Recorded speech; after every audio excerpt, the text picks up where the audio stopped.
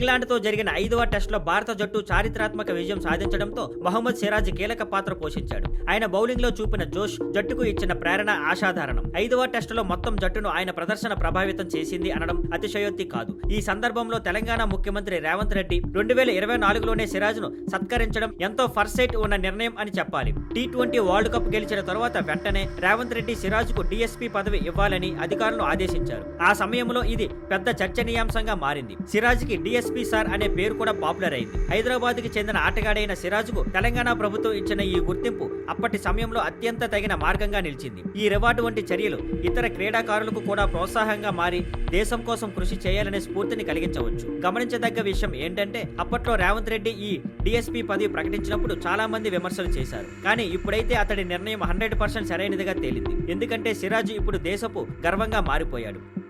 Thank you for watching. Please like, share and subscribe.